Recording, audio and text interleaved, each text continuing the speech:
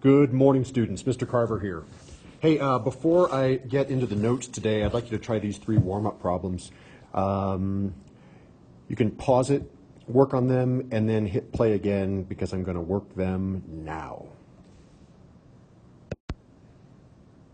All right, so number 1 is the second fundamental theorem of calculus, and you know that for a couple of reasons. One, you're deriving an integral. You've also got a second variable t here as well. So rather than integrating this, evaluating it from x cubed to 4x, and then deriving that expression, remember there's a shortcut using the second fundamental theorem. Easy for me to say, and that is, first you take the upper bound, you get the sine of x cubed, and then you multiply it by the derivative of that bound, that is 3x squared.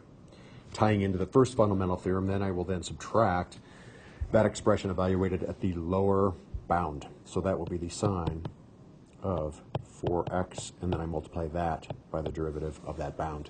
And that, my friends, is the answer based on the second fundamental theorem of calculus. Okay, number 2, you've got a quotient. You've got to use substitution. So one thing that I'll do is I'll take this 4 and then move it out to the front. That gives me 1/4 out front because it is in the denominator. And then what I'm looking for is a u. That'll give me a du that I need. And I'm going to let u then be the exponent on the 3, which is root x. When I derive that, I get 1 over 2 root x dx. I do need 1 over root x dx because I've got that here. But I don't need the 2. So likewise, like I did with the 4, I'm going to bring the 2 over. So that's gone.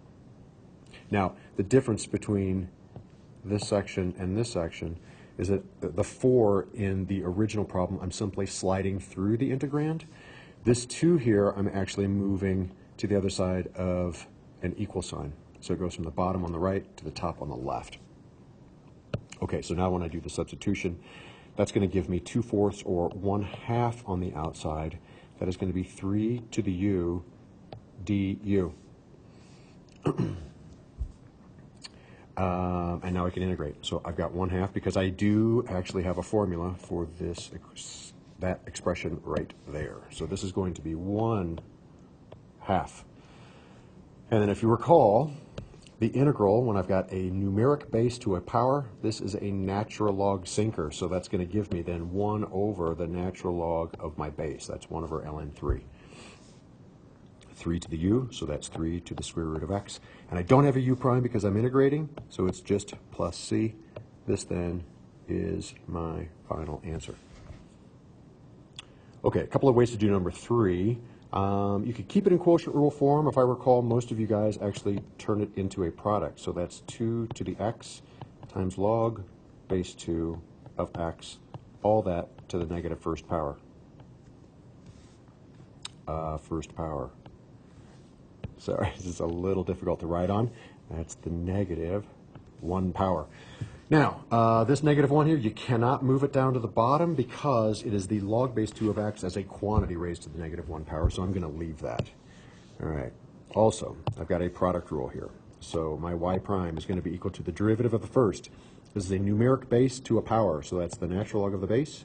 I'm not sinking that because I'm not integrating it. Times 2 to the x times the derivative of my x. That's then times the second as is. I then want to add that to the reverse. I've got the first as is times this derivative of this second portion right here. Now this is chain rule. So it is something to the negative 1 power, which means it is negative 1 times that something to the negative 2 power. And now I can go inside and derive my innermost function. Log base 2 of x is 1 over the natural log of the base times 1 over what I'm logging times the derivative of what I'm logging. That entire line right there is my derivative, unsimplified. All right. So today, arc trig functions. Today will be arc trig functions. And there will be no calculus today. We'll get into the calculus later this week on the second video assignment, either Wednesday or Thursday. I'll have it posted by Wednesday. So just a review of trig. So let's start off with just this graph. So a graph of the sine curve, which looks something like this. Goes on and on in both directions. And if I think of this as being f of x is equal to the sine of x, I want to find the inverse of this. So if you remember, what we're going to do is we're going to switch x's and y's. So my y here becomes an x, and then my x there becomes a y.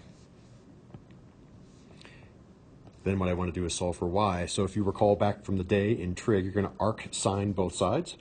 And what I get then is the arc sine of x is equal to y. And then if you also recall from one of the previous chapters, you write the inverse as f to the negative 1 of x then is equal to the arc sine of x. Okay, now this might be obvious, but when you look at this, this is my angle, and then f of x is the ratio. So for instance, the sine of 30 is equal to 1/2. 1/2 is the ratio, 30 degrees is my angle. It's now reversed because what I did in the first step there was switch the x's and the y's, or switch the inputs and the outputs. So now my f inverse of x is actually the angle, and my x here is the ratio. So arc functions are angles. All right, now what we're doing here in section 5.8, this is arc trig functions. This is the important part. They are arc trig functions, because if I look at the original graph of the sine of x, you can see that that is in fact a function because it passes the vertical line test. However, if I were to flip x's and y's and look at the graph of the arc sine, I would not get a function. And the way we know that by looking at the original sine curve is to use the horizontal line test, if you recall from chapter 3. That fails the horizontal line test, which means as it stands, as drawn here, my inverse function here is not a function. So what the architects of mathematics did was they decided to restrict the domain and the range, or rather just restrict the domain on this first one, thereby restricting the range, from that point there to that point there. So if you look just at the red portion, you actually have a one-to-one or monotonic portion of the arc of the sine graph. That is, just the red portion there, just this portion right there, is in fact one-to-one. It passes the vertical and the horizontal line test, which means if I take a look at y equals sine of x, that means my domain goes from negative pi over 2 to pi over 2, including the endpoints, and my range, if you remember from graphing by hand back in the day, it goes from negative 1 to 1. Which means then that when I find the inverse, if you recall finding the inverse, the domain and range rather of an inverse, all you do is you take the x's and make them y's, and the y's and you make them x's, which means the domain and range switch. So my domain now goes from negative 1 to 1, including the endpoints, and my range then goes from negative pi over 2 to pi over 2.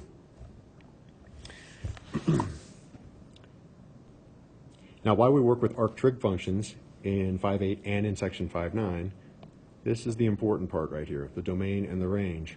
More specifically, I'm really concerned with the range, and I'm going to show you why here in just a second. So what I'm going to do now is I'm going to make a table that I need you to memorize, and then I'll show you how we're going to be using the range for every single one of these problems. So let's go to the next page here. And again, all I'm going to do is just make a table. I've got the domain on the left-hand side and the range on the right-hand side. And it's really, again, the range column that you need to memorize.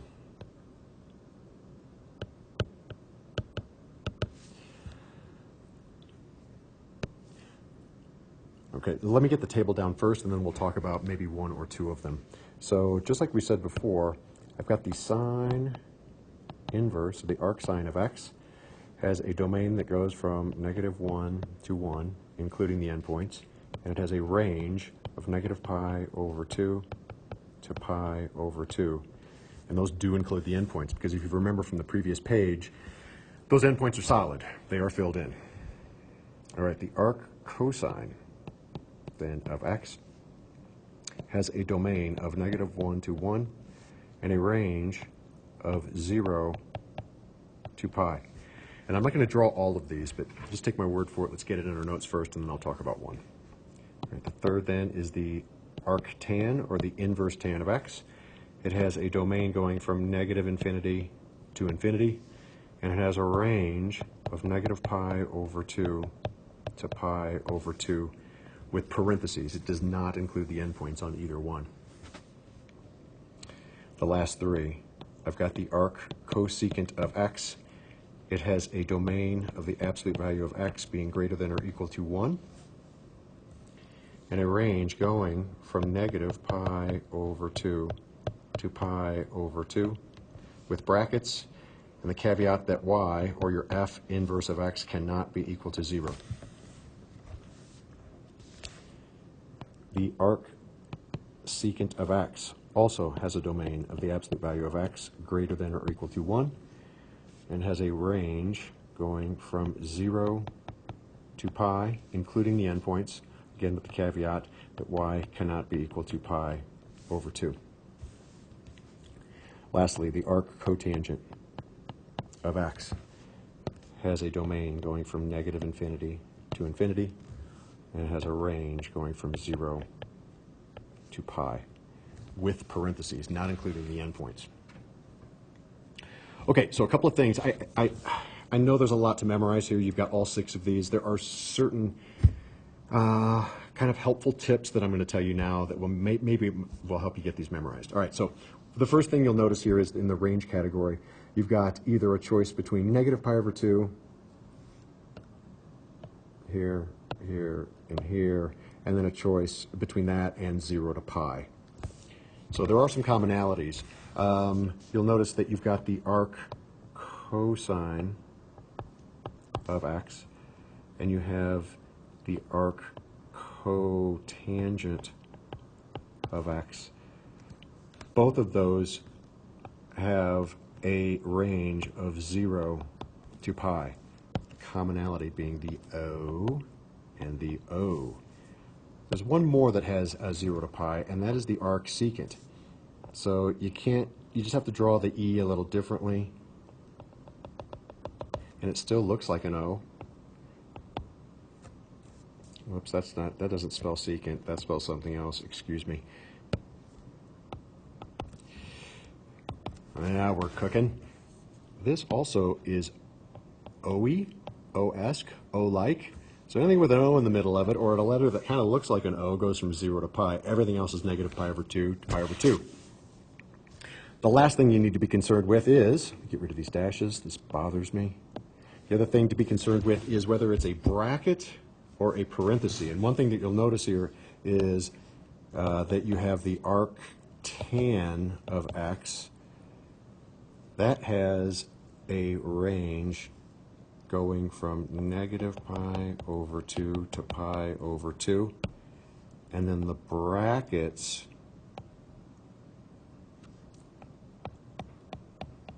make a sun,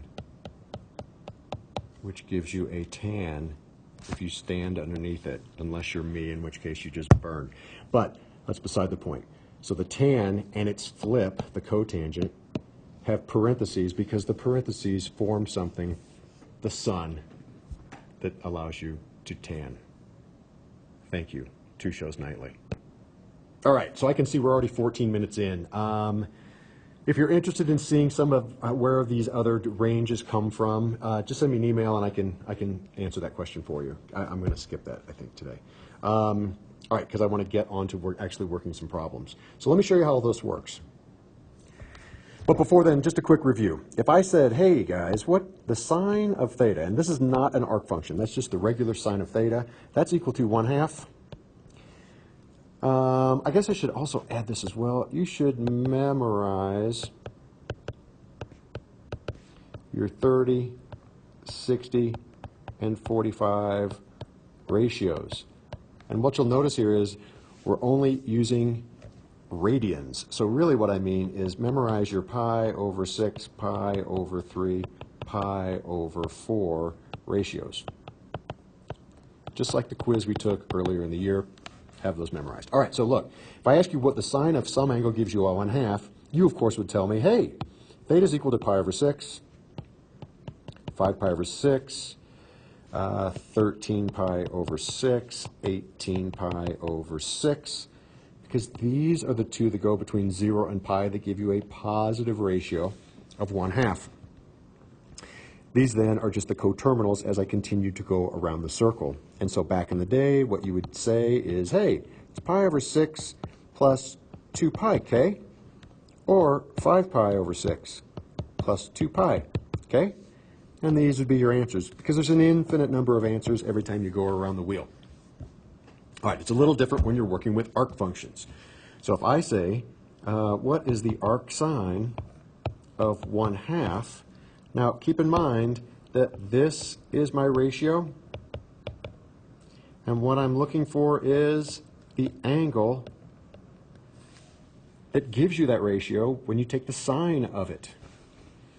Now, you could say, well, look, I can tell from this list here that I'm going to get answers of pi over 6, 5 pi over 6, 13 pi over 6, blah, blah, blah, blah, blah. But since I'm starting with the arc function, the assumption is I have a restricted domain and range on my original function. So I can't use the entire sine curve. All I'm using is this portion right there. Excellent. So that means my answer has to fall within the range, because these are my range values of the arc sine. And if you recall from the previous page, the range from the arc sine goes from negative pi over 2 to pi over 2. That means I can only go from here to right there. There's only one angle that falls within that range, and that is this right here. That is pi over 6. That's your answer. Now, I know you might be thinking, hey, 13 pi over 6 seems to fall in there. The problem with that is, if I start here, to get to 13 pi over 6, I have to go past a boundary all the way back to there to get there. This is too big. That is in Q2. There are no answers in Q2. I mean, in either Q4 or Q1. One answer. Incidentally, when you're working on these, if we start off with an arc function, you notice this 1 here. That tells you how many answers you're going to get always. Arc functions have one answer. All right, let's do a couple more. If I said the arc cosine of negative 1/2 is equal to, now again, what you're looking for here is the angle. And of course, because you have these memorized, you know that the cosine theta to give me negative 1/2 has to be in Q2 or Q4 in order to make this happen. However, the range of the arc cosine only goes from 0 to pi. I can't go past pi. So if I think about the cosine of negative 1/2, that's going to give me pi over 3, but I got to be in Q2, so that's 2 pi over 3. Also 4 pi over 3, because I'm in Q3. But as we just mentioned, 4 pi over 3 is too far. It goes past pi right there. I've got to be from 0 to pi, which means 4 pi over 3 is out. My answer is 2 pi over 3. All right, how about this? The arctan of negative 1. Well, if you're thinking about the tangent curve, remember, it's positive in Q1, negative in Q2, positive in 3, negative in 4. So if I start thinking about angles, I've got, 3 pi over 4, because I've got a pi over 4 reference angle. That'll put me in Q2. And it looks like 7 pi over 4 will put me into Q4. So here's 3 pi over 4, and there's 7 pi over 4. However, you need to think about the range of the arc tangent. The arc tangent goes from negative pi over 2 all the way up to pi over 2. Both of these are too big. 3 pi over 4 goes past this boundary point right here into Q2. 7 pi over 4 goes past both boundary points, but certainly past pi over 2 boundary points, so that's no good either. What I have to do is I have to remain within this range, negative pi over 2 to pi over 2 with parentheses. The only way to get there is to back up from 0 to get there. So it is negative pi over 4 will be my answer. And pi over 4 is the only angle that falls within this range. That is my answer. Okay, just a couple more things to show you. Thanks for hanging in there, guys. If I said now that I want you to find the arc cosine, by the way, that's exactly the same as cosine to the -1 of root 3 over 2. And then what I'm going to do is I'm going to take the sine of all of that. So I want to work inside out, just like I did with the chain rule. Keep in mind that all of this is theta, and then I just take the sine of that theta just like I normally would. So let's talk about the arc cosine of root 3 over 2. It's the same as saying the cosine of theta is equal to root 3 over 2. And I remember, because I've memorized these so well, that the cosine of 30 degrees will give me root 3 over 2. So that's pi over 6 and 11 pi over 6, because I want to be in Q1 and Q4. But remember, there's only one answer because it's an arc function. So I've got to go from 0 to pi. 11 pi over 6 is too big. It's bigger than pi. So this problem then becomes the sine of pi over 6. And again, because we have these so well memorized, the sine of 30 degrees is equal to 1/2. It's in Q1. That is my final answer. Gets a little more difficult if I use ratios that I don't know. For instance, if I have something like the tangent of the arc cosine of 3/4. 3/4 is not a ratio that we know from the table. Trust me, I've memorized it. So what we want to do is we want to draw a triangle. And I'm going to draw a triangle in Q1 because this is a positive ratio. And I can only go from 0 to pi. So I'm going to draw a triangle. Doesn't have to be to scale. Here's my theta. And incidentally, all of this is theta. The cosine is equal to the let's see here. What is the cosine? The cosine is equal to the adjacent over the hypotenuse. So this is 3 and this is 4. I just need to solve for this side right here. So using the Pythagorean theorem, I know that 9 plus x squared is equal to 16. That means x, if I skip about 7 steps here, is the square root of 7, ironically. So this is equal to square root of 7. Hope you guys figured that out. Subtract 9 square root. So now all I need to do is take the tangent of that triangle. So that means my final answer is opposite over adjacent. That is root 7 over 3. And that, my friends, is the final answer. All right, one more. Thanks for hanging in there again, guys. I know this is really long. We're at 23 minutes right now. All right, final example. What if I had the cotangent of the arc sine of x?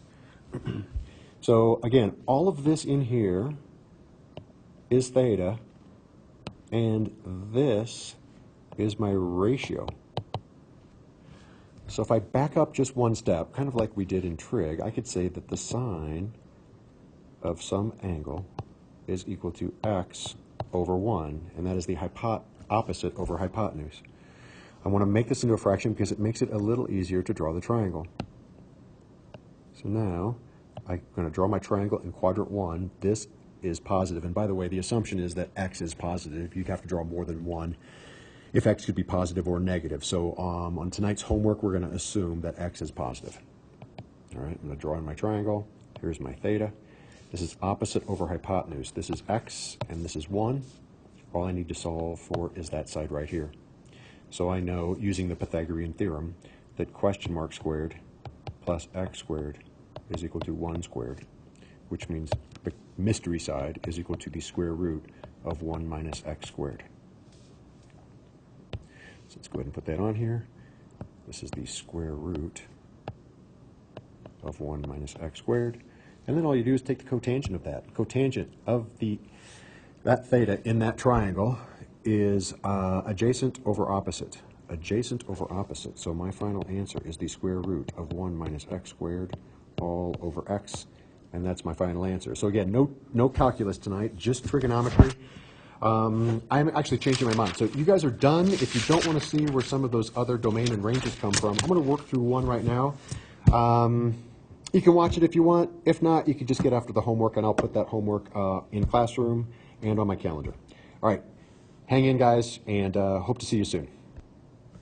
And for those of you hanging on, let's go on. And I'm just going to show you one more. I'm going to show you where the arc cosecant comes from. The arc cosecant of x, which, if you recall, has a domain and range that looks a little odd. This is the absolute value of x is greater than or equal to 1. And the range goes from negative pi over 2 to pi over 2 with brackets with the caveat that y or f inverse of x cannot be equal to 0. And I'm going to show you where this comes from just by using the regular cosecant graph. All right, so check this out. Remember, the cosecant graph is equal to 1 over the sine of x. Cosecant is 1 over the sine of x. So my helper curve is the sine of x.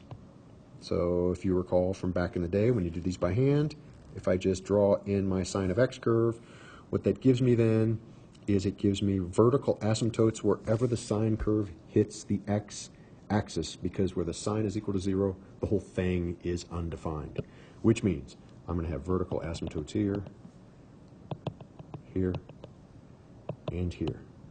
Then if you recall, what you did was you drew them in hump to hump. So the cosecant curve looks something like this.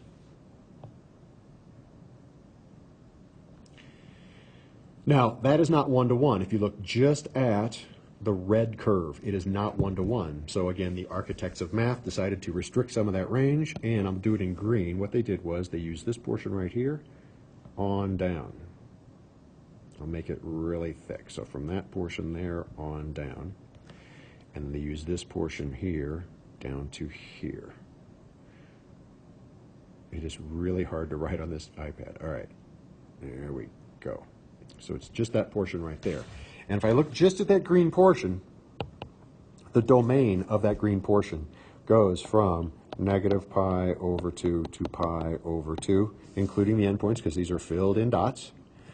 And then x, in this case, cannot be equal to 0 because of this vertical asymptote here at 0. This thing right there. That's where the range comes from here on the inverse, because remember, these switch. And then the range. Looking at the graph I have on the screen right now, this goes from negative infinity to negative 1, including negative 1. That doesn't include negative infinity. And then it goes again from 1, including 1, all the way up to, I only need 1 comma, all the way up to infinity. A short way of writing these two expressions right here is just to say that if you absolute value any one of those y values, you get a y value that is greater than or equal to 1, which I think makes sense. If you're, say, here at negative 2, you absolute value it, you do get something greater than or equal to 1. That's where this comes from, which, of course, gives you this on the domain of your arc cosecant function. I hope that helps, people. I think I'll just do that one, and that's it. Again, hang in there. Thanks.